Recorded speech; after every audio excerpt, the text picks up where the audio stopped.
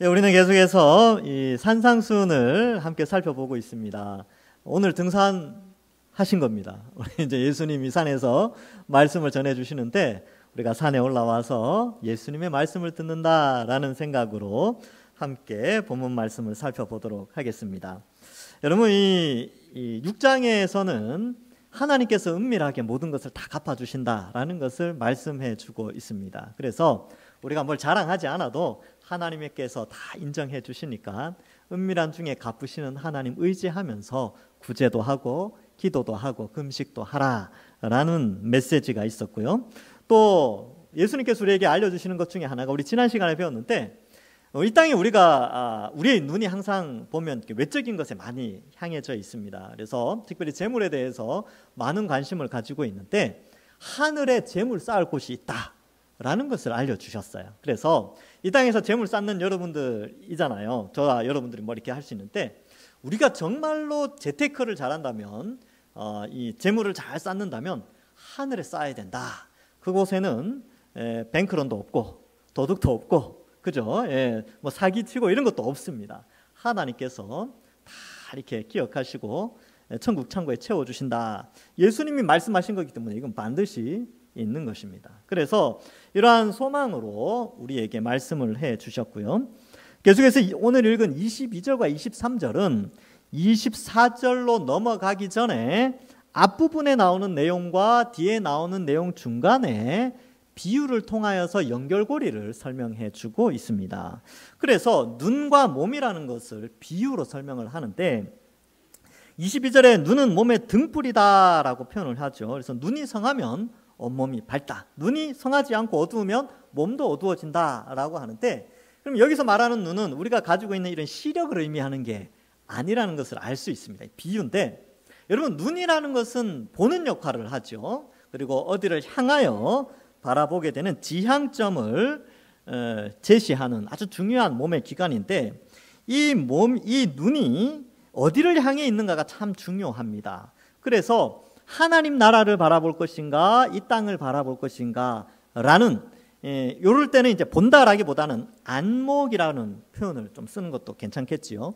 어떠한 안목으로 하늘과 땅을 바라볼 것인가 라는 것을 예수님이 비유로 설명하고 있습니다. 그래서 간단하게 설명을 드리면 영원한 하나님 나라를 바라보는 안목을 가진 사람은 몸이 밝게 빛나고 이 땅에 제한된 세상의 것들에 안목을 가지고 이 땅에만 집중하고 이 땅을 바라보는 자는 그 몸이 어두워진다라고 비유적으로 설명하고 있습니다. 그러면 여러분 우리는 어디를 바라보고 살아야 되겠습니까? 당연히 영원한 하나님 나라를 바라보면서 이 땅을 살아갈 때 예수님께서 말씀하신 몸이 밝은 자로 나타나게 되는 것이죠. 자, 그런 의미로 22절과 23절을 설명하였고 앞에 이제 하늘의 상급, 하늘의 보물을 쌓아라라는 말과 함께 24절에서는 자, 이제는 두 주인을 섬기지 못한다. 한 사람이 두 주인을 섬기지 못할 것이니 혹 이를 미워하고 저를 사랑하며 혹 이를 중히 여기고 저를 경히 여김이라 너희가 하나님과 재물을 겸하여 섬기지 못하리라 라고 설명하고 있습니다. 그렇다면 여기서 한번 생각해 봐야 될 것이 우리가 누군가의 권세 아래 있어요. 그러니까 우리가 주인이 아니라는 설명을 해주고 있습니다. 우리의 신분 자체는 일단은 누구의 권세 아래 있는 종이에요. 근데 그 권세라는 것이 하나님의 권세 아래 있느냐 아니면 돈으로 대표되는 어떠한 것의 권세 아래 있는가 이 부분을 한번 생각해 보자는 것이지요. 그래서 우리는 독립된 존재가 아니라 인간은 만들어지고 나서 어떠한 권세 아래 계속 살아가게 되어 있다는 것입니다. 그래서 하나님의 권세 아래 살아갈 것인가 아니면 그 어떤 권세 그 세상의 권세 아래 살아갈 것인가 그 세상을 대표하는 것이 이제 돈이지요. 그래서 돈의 권세 아래서 살아갈 것인가를 생각해 봐야 되고 두 개를 동시에 섬길 수 없다라는 것을 말해주고 있습니다. 여러분 이건 아주 쉽지요. 이해하기 쉬워요. 사극을 보시면 이 뭐 조선 시대나 뭐 이렇게 옛날 사극을 보시면 집안에 이 양반 집안에 노비가 있는데 노비가 두 명의 주인을 섬기지 않죠. 그 집 안에 있는 그 집에 있는 주인만 섬길 수 있지 오늘은 이 집 출근했다가 내일은 저쪽 집 노비로 살아야지 하고 저쪽 집 갔다가 그렇게 하지 않아요. 양다리를 걸치지 않는다는 것이죠. 그래서 누군가의 권세 아래에 있다는 것은 한 주인만을 섬기게 되어져 있는데, 예수님이 우리를 판단하실 때, 우리를 평가하실 때 우리는 누군가의 권세 아래에 있다는 거예요. 근데 그 권세가 하나님의 권세냐, 세상을 대표하는 돈의 권세냐라는 것을 말해주고 있습니다. 돈에는 권세가 있습니다. 힘이 있다는 것이지요. 그래서 사람을 사로잡을 만한 그런 힘이 돈에 있다는 것을 예수님도 2000년 전에 이미 알고 계셨습니다. 여러분, 그때는 봉건 사회지요. 이렇게 신분제가 있었지 않습니까?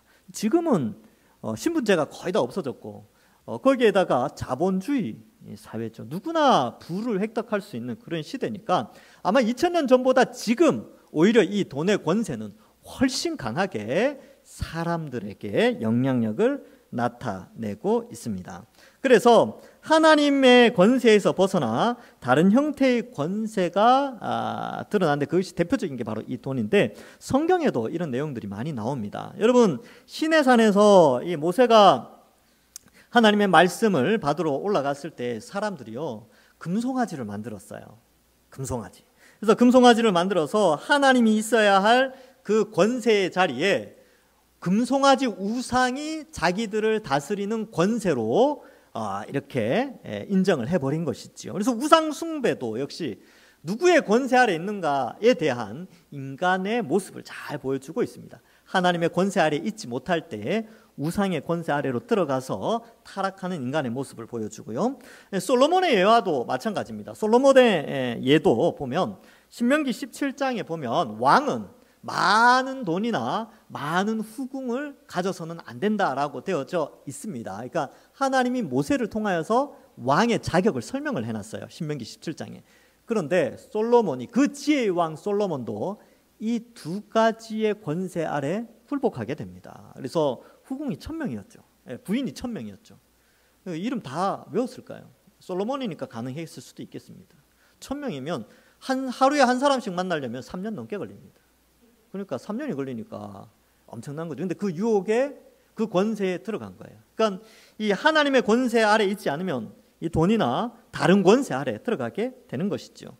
포로 이전 이스라엘 말기에 거짓 선지자와 제사장들 역시 미가서 기록에 보면 이렇게 기록되어 있습니다. 그들의 미가서 3장 11절에 그들의 우두머리들은 뇌물을 위하여 재판하며 그들의 제사장들은 삭스를 위하여 교훈하며 그들의 선지자는 돈을 위하여 점을 치면서도 여호와를 의뢰하여 이르기를 여호와께서 우리 중에 계시지 아니하냐, 재앙이 우리에게 임하지 아니하리로다 하는도다. 거짓 선지자들이었죠. 하나님은 예레미야를 통하여서 이스라엘이 이제 예레미야나 이사야를 통하여서 범죄하여 멸망당한다라고 말씀을 전하는데, 거짓 선지자들은 사람들을 위해서 사람들 눈치 살피면서 자기 유익을 챙겼다라는 것을 볼 수 있습니다. 그러니까 이만큼 이 돈의 권력과 이 돈의 권세, 또 세상의 권세가 크다라는 것을 성경에서 보여주고 있는 것입니다. 그렇다면 우리가 생각해 봐야 되죠.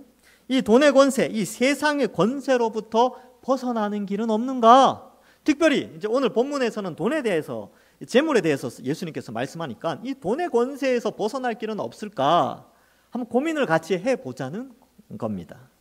자크 엘룰이라는 프랑스 사상가가 있습니다. 아주 유명한 사상가고 제가 아주 좋아하는 사상가입니다. 이제 그분의 책을 제가 옛날에 참 많이 읽었었는데 좀 극단적인 면이 없지 않아 있긴 하지만, 그분이 쓴 책에 하나님이냐 돈이냐라는 책이 있어요. 제목이 확 눈에 들어와서 제가 이제 그 책을 읽은 적이 있는데, 거기에 이 돈의 권세로부터 자유하는 길에 대해서 엘룰이라는 사람은 이렇게 표현하고 있습니다. 돈의 권세로부터 해방되는 길은 사회생활로부터 도피하는 은신생활이 아니며 부자가 되어 돈의 권세를 장악하는 길도 아니다. 돈의 권세로부터 해방되는 길은 매매 법칙이 지배하는 사회에 살고 있으면서도 거저주시는 하나님의 은혜를 의지하여 거저주는 삶을 실천하는 길이다. 이렇게 표현하고 있습니다. 그러니까 성경에서 보면 구제에 대해서 이제 성경에서 굉장히 잘 설명하고 있죠. 그래서 엘룰도 우리가 돈의 지배와 돈의 권세에서 벗어나는 길 중에 하나가 자유로운 구제, 마음에서 우러나오는 구제를 통하여서 매매 법칙이 작용하는 시대 가운데 그 권세 아래에서 해방될 수 있는 길 중에 하나다라고 제시하고 있습니다. 사실 뭐 엘룰이 대단한 게 아니고 엘룰도 예수님이 말씀하신 거 뺏긴 거예요. 근데 이제 좀 멋지게 좀 표현을 했지요. 여러분, 그래서 이 뭐 구제든 아니면 어떠한 상황에서 자족하는 것들은요, 우리에게 굉장한 용기를 요구하고 있습니다. 그러면 이 돈의 권세에서 벗어날 수 있는 원리는 뭐냐 하면요, 결국은 안정감이거든요. 안정감. 내가 안전하다고 생각하면 돈에 대한 권세의 지배에서 벗어날 수 있어요. 내가 안전하다. 사람들이 왜 돈에 집착하느냐 하면 안전을 확보하려고 합니다. 내 자녀의 안전, 내 미래의 안전, 내 삶의 안전을 확보하기 위해서 돈을 확보하려고 한다는 것이죠. 그래서 이 재물에 대한 이 오해가 있는데, 재물이 내 모든 안전을 책임져 준다. 내 방패가 되고 나의 요새가 되고 나의 산성이 되어지고 나의 든든한 울타리가 되어줄 것이다 라고 사람들이 생각을 한다는 거예요. 그래서 이 재물에 대해서 안전을 생각하는데, 이 안전이라는 것은 현재 눈에 보이는 물리적인 것에 있지 않고 하나님 아버지를 아는 지식에 있다는 것을 오늘 예수님께서 그걸 말씀해 주고 있습니다. 그래서 여러분, 안전 개념을 오늘 완전히 바꾸는 거예요. 안전 개념을. 그래서 한번 봅시다. 두 주인을 섬기지 못하죠. 이 표현은 그만큼 돈의 권세가 세다는 것이고, 이런 말을 많이 들어봤을 거예요. 저도 어릴 때 이 말을 많이 들었거든요. 그리고 TV에서도 이것을 우리에게 학습시켜 주는 것이 있는데, 그게 뭐냐면, 야, 돈이면 다 돼 라는 거 들어보셨습니까? 저 옛날부터 많이 들었어요. 옛날 어릴 때부터 들었다니까요. 돈이면 다 된다. 그런데 여러분 한번 생각해 보세요. 우리가 교회에 오면 뭐라고 많이 말씀을 듣냐면, 야, 하나님이면 다 돼. 하나님은 전능하셔. 하나님만 계시면 다 돼. 이런 말 많이 들어보셨죠. 근데 세상은요, 돈이면 다 된다라고 하면서 이 두 표현들, 하나님이면 모든 것이 가능해, 돈이면 모든 것이 가능해 라는 이 표현들 속에 우리가 알 수 있는 것은, 누군가는 하나님의 자리에 돈을 올려놓게 됩니다. 하나님을 제거하고 그 위치에 돈을 탁 올려놓는 거예요. 그래서 야, 봐라, 돈이면 다 된다. 근데 이것이 바로 돈의 권세 아래에 있는 사람들의 모습이고요. 우리는 돈의 권세가 아니라 하나님의 권세 아래에 있는 사람들입니다. 그래서 예수님께서 재물을 겸하여 섬기지 못한다. 누구의 권세 아래에 있을 것인가 잘 생각해 보라는 것이지요. 그래서 25절에 보니까, 그러므로 내가 너희에게 이르노니 목숨을 위하여 무엇을 먹을까 을 쭉 나오는데, 의식주 때문에 염려하지 말라는 겁니다. 왜요? 우리는 하나님의 권세 아래에 있기 때문에 그렇습니다. 여러분, 정승집의 노비로 우리가 살고 있다. 우리는 다 그렇지 않지만, 만약에 우리가 영의정이나 뭐 좌의정, 뭐 우의정, 이런 양반 집, 아주 고위층 정승집의 노비로 있다. 여러분, 먹을 거 걱정하시겠습니까? 걱정 안 하시겠죠? 왜요? 아니, 나라의 재상인데, 최고위급인데, 거기에 노비로 있는 그 노비들이 내일 뭐 먹지? 우리 영의정 어르신께서 내일 먹을 것을 안 주면 어떡하나? 이런 거 걱정할까요?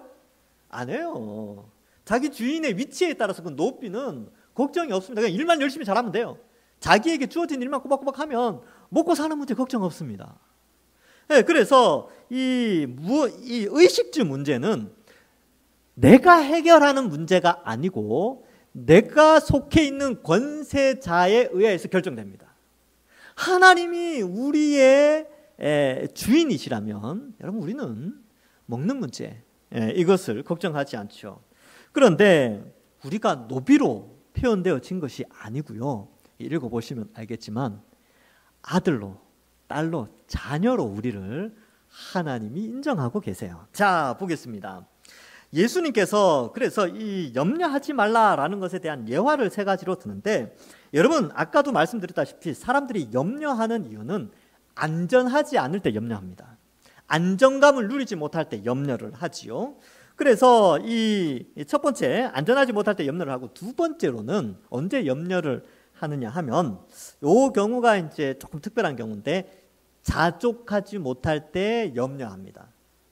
이 자족이라는 것이 그런 거거든요. 현재 내게 주어진 것에 대한 만족하는 것인데, 현재 주어지는 소득이, 즉 그것이 합리적이고 또 상식적인 수준의 소득이라면 어떠한 위치에 뭐 잘 사는 위치든 중간 위치든 못 사는 위치든 그것이 합리적이고 상식적인 위치에서 소득을 얻는다면 거기에서 자족할 수 있다면 염려하지 않아요.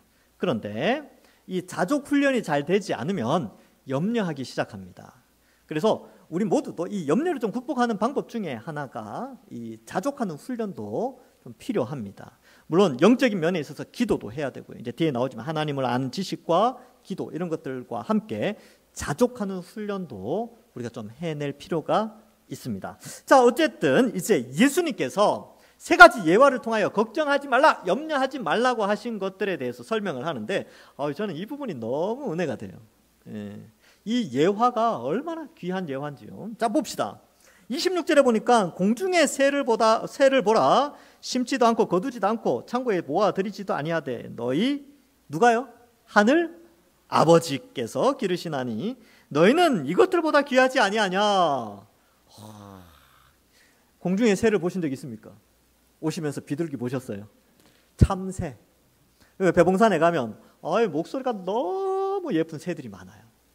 제가 이제 여기 와서 새 소리가 이렇게 아름답구나라는 걸 자주 느낍니다. 아침에 이제 문을 열고 탁 나면 새 소리가 들려요. 그래서 너무나 아름다운 새죠. 근데 그 새들을 보면서 여러분 누가 기릅니까? 안 기르죠. 사람이 기르진 않아요. 하나님께서 그 새들을 먹이고 길리고 한다는 것입니다. 그런데 예수님이 뭐라고 말씀하시냐면 그 새들도 그렇게 먹이시는데 너희는 그 새들보다 더 귀하다는 겁니다. 더 귀하다. 여러분들은 하늘에 나는 새들보다 훨씬 귀한 존재이고 하나님이 기르시고 양육하신다는 사실을 잊지 않으시기 바랍니다. 이 지식이 있을 때에 염려하지 않아요. 미래를 염려하지 않습니다. 자, 두 번째 예화가 나오는데 이 예화라기보다는 하나의 예를 드는 건데 27절에 너희 중에 누가 염려함으로 그 키를 한 자라도 더할 수 있겠느냐. 염려한다고 해서 키를 자라게 할 수 없다는 것이죠. 그렇게 됐다면 제가 키 많이 컸겠죠. 염려해가지고 막 키 컸으면. 근데 그렇지 않다는 겁니다. 여기에 이 단어가 키라는 단어가 헬리키아인데 이 단어가 두 개로 해석됩니다. 키라고 이제 키로 설명되기도 하고 생명 혹은 나이로 번역되어지기도 합니다. 그래서 여러분 타 번역본이나 영어 번역에 보면 생명 혹은 나이로 번역된 번역본들이 많아요. 그래서 타 번역에 보면 염려함으로 그 생명을 1시간 연장할 수 있겠느냐? 없다는 거예요. 그래서 생명 연장을 위해서 여러분들 염려하거나 몸이 아픈데 막 걱정한다고 됩니까? 병원 가시면 돼요. 기도하시고 성경에 나오죠. 기도받고 기도하고 그리고 치료하면 되는 거예요. 병원 가시면 되는 겁니다. 그래서 염려는 도움이 되는 게 없어요. 키를 크게 할 수도 없고 생명을 연장시킬 수도 없다는 것이지요. 그래서 염려는 아무런 유익이 되지 않는다. 그래서 하늘의 재물을 쌓으면 보통 사람들이요. 하늘에 재물 쌓아야지. 그런데 땅은 어떻게 할까? 이렇게 고민을 한다는 것입니다. 그래서 이렇게 분리되면 또 안 돼요. 그래 하늘에 재물만 쌓으면 되지 뭐 하고 이 땅에서는 뭐 하나님 알아서 하겠지. 나는 뭐 아무것도 몰라. 이런 게 아니고 하늘에 재물을 쌓는 것도 중요한데 또 우리가 살아가는 삶도 중요하지 않습니까? 그렇죠? 그래서 예수님께서 그 이야기를 하는 거예요. 하늘에 재물을 쌓아야지. 그렇지. 하늘에 재물을 쌓는 삶을 살지만 이 땅을 살아가려고 막상 하니까 염려가 있지 않느냐? 그런데 염려하지 마. 역시 이 땅을 살아갈 때도 하나님이 너희 인생을 책임져. 그러니까 너희는 하늘의 상급을 쌓는 일에 힘을 쓰면서 이 땅을 살아가는 가운데 염려는 하나님께 맡기고 하나님이 너희를 책임져 주셔. 이렇게 내용이 연결되어집니다. 그래서 하늘 아버지가 땅에 사는 백성들, 땅에 사는 자녀들을 책임져 주신다라는 것을 예수님께서 말씀해 주십니다. 그래서 여러분 우리 염려가 때로는 너무 지나치게 풍성함을 추구하기 때문에 오는 염려는 아닌지, 자족하지 못하고 오히려 더 이렇게 탐심해서 나오는 염려는 아닌지 또 한번 점검은 해봐야 합니다. 그래서 자족은요, 이런 이 합리적이고 상식적인 수준에서 자족을 하면 그러한 자족은 염려를 사라지게 하는 수단이 되어집니다. 그래서 여러분 하나님은요, 우리가 원하는 것을 채워주시진 않아요. 그런데 하나님이 우리를 보고 필요한 것들을 채워주십니다. 요 뉘앙스 차이 아시겠습니까? 원하는 것을 채워주시는 것이 아니고 필요한 것을 채워주십니다. 아버지는 원래 그래요. 자식이 원한다고 다 들어주는 것이 아니죠. 자식이 필요한 것들은 들어줘요. 예, 그러한 의미가 있습니다. 그래서 여러분들 이 땅을 살아가면서 자족하는 훈련하라고 그랬는데 그 가운데 하나가 상대적 빈곤감을 잘 극복해 내야 됩니다. 그래서 우리는 바로 내 옆에 내 주변에 있는 사람과 자꾸 비교를 하는데 제가 가끔씩 말씀드리죠. 전 세계 인구가 80억이 넘습니다. 그 80억 인구 중에 우리가 어느 정도 살까요? 아마 여기 계신 분들은 꽤 잘 살 겁니다. 상당히 상위에 포지션 되어져 있을 겁니다. 근데 우리는 자꾸 옆에 사람들하고 비교해서 그렇죠. 이걸 좀 잘 극복하고 자족할 필요가 있고요. 그리고 하나님께 기도하면 하나님께서 필요한 것들, 원하는 것이 아니고 필요한 것을 채워주신다. 그리고 하나님께서 새로운 길도 열어주신다 라는 생각으로 기도하는 것이 필요합니다. 그렇기 때문에 내게 능력 주시는 자 하나님 안에서 내가 모든 것을 할 수 있다. 빌립보서의 말씀에 이 내용이 나오는데 내게 능력 주시는 자 안에서 내가 모든 것을 할 수 있다라는 그 구절이 나오는 배경이 바로 어떠한 형편에서든지 할 수 있다. 자족에 대한 그런 구절입니다. 자, 세 번째 예화를 예수님이 말씀하고 있습니다.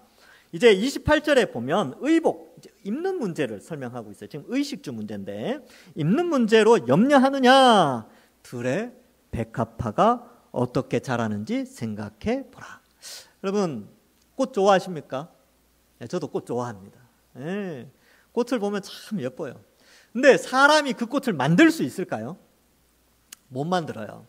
네, 꽃을 이렇게 있는 꽃을 변형시킬 수는 있죠. 뭐 색깔을 좀 넣는다든지, 뭐 이렇게 조작을 해서 개량을 한다든지 그렇게 할 수 있지만 꽃 자체를 만들어낼 수는 없습니다. 그 어떤 조화 이렇게 이 플라스틱으로 만들어내도 정말 똑같이 보이긴 하지만 만져보면 생명이 없어요. 조화는 조화죠. 근데 실제 꽃을 만져보면요, 촉촉함과 또 생기와 이런 것이 있어요.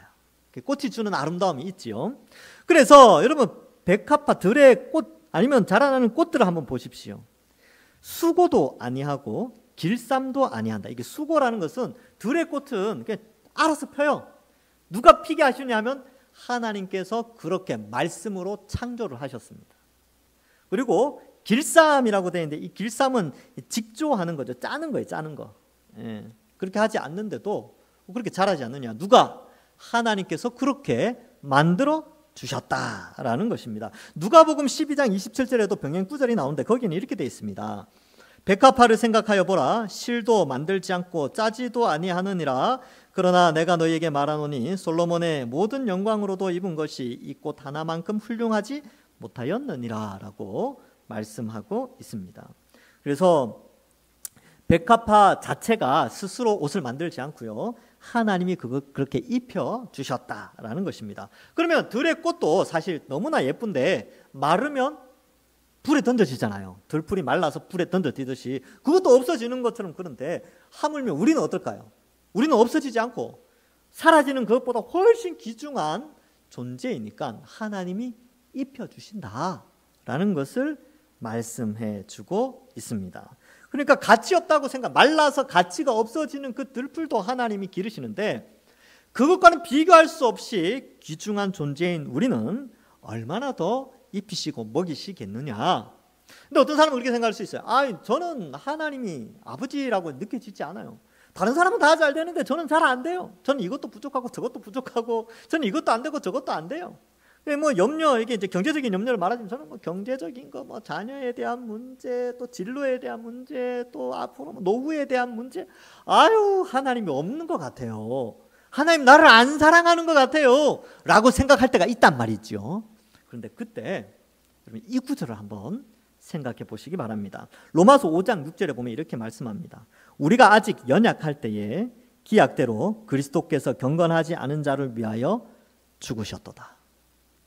여러분 2000년 전에 현재 21세기를 살아가는 우리가 구원받아 살 수 있도록 성자 하나님이 2000년 전에 이 땅에 오셔서 오고 오는 모든 세대들, 미래의 세대까지 예수님을 믿어서 지옥에서 천국 갈 수 있도록 2000년 전에 우리를 대신해서 죄의 형벌을 받아 우리가 받아야 될 지옥의 고통과 죽음의 형벌을 예수님이 십자가에서 대신 다 받아주셨습니다.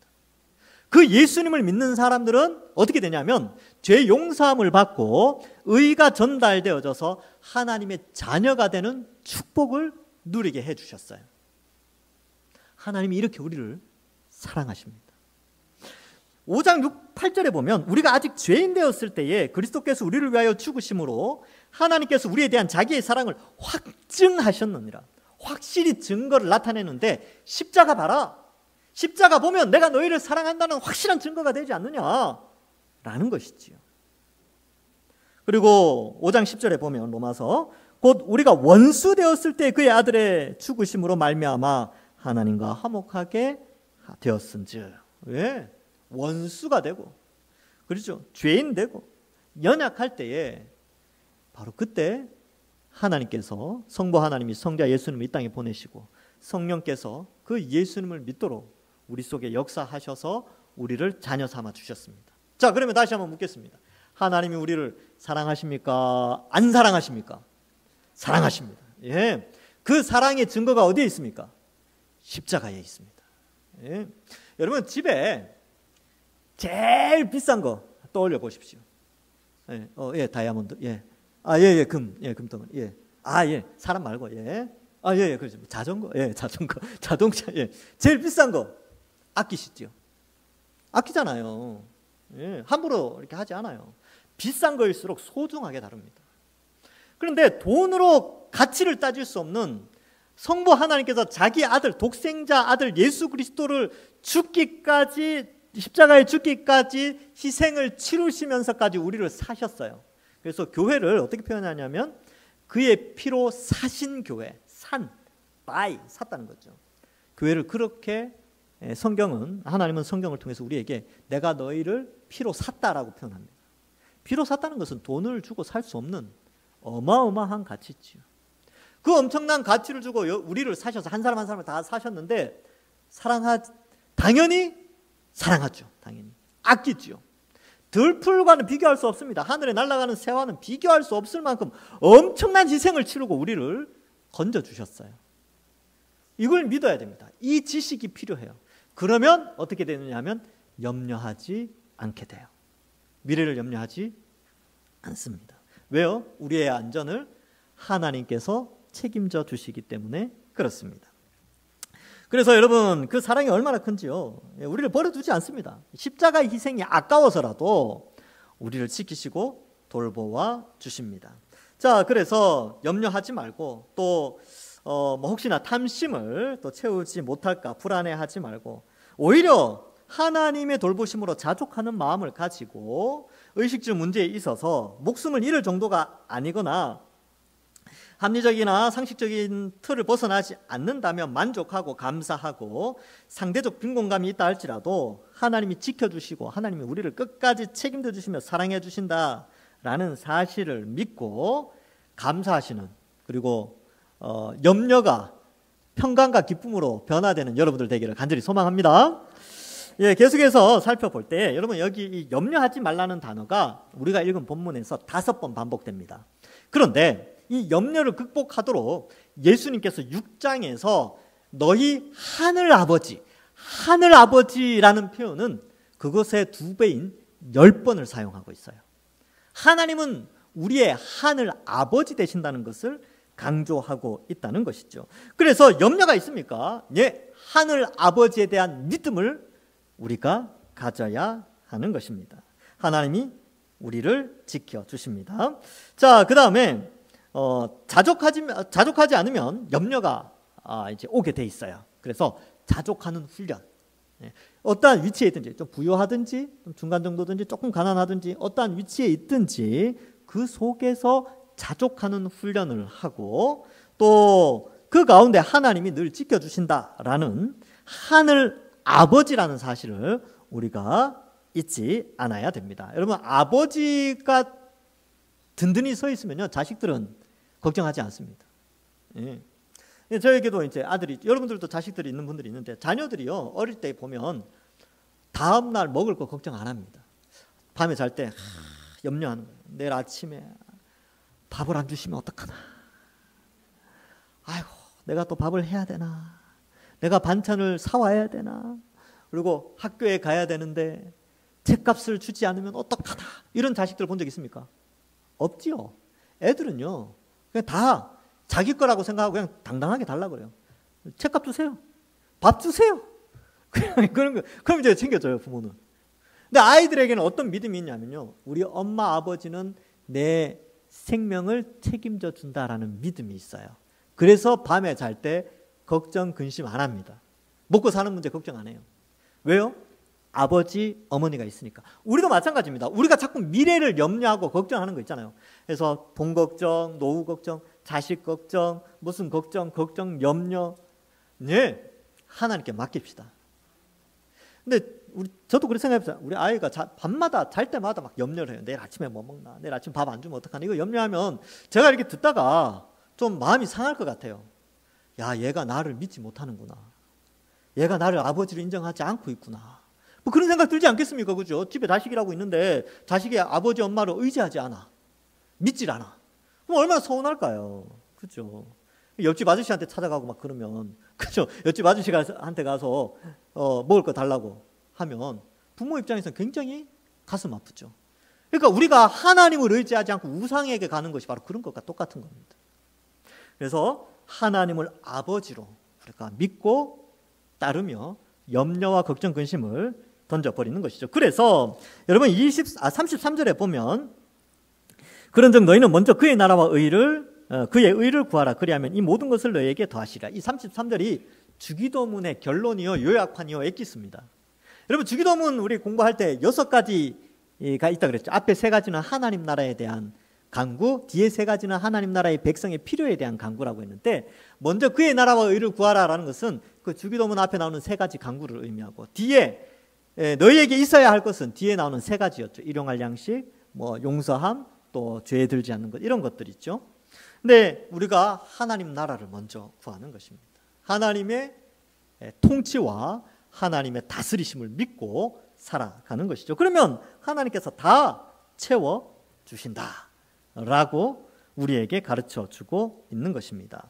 그래서 여기 보면 그의 나라와 그의 의를 구하라 되는데, 이 의는 하나님 나라에 들어가는 의라기보다는 현재 이 산상수훈은 예수님 믿은 사람들에게 전해주는 말씀이니까, 이 의는 이 성화, 즉 이미 하나님의 백성으로 올바로 살아갈 수 있도록 거룩한 삶을 살게 하는 그러한 의를 구하게 될 때, 뭐 이웃사랑, 또 그죠, 또 뭐 이렇게 구제하고 또 죄에 들지 않고 이러한 것들을 구하면서 필요한 것들을 하나님께 구하면 하나님께서 채워주신다라는 것을 말해주고 있습니다. 그러면 여기서 우리가 생각해 봐야 돼요.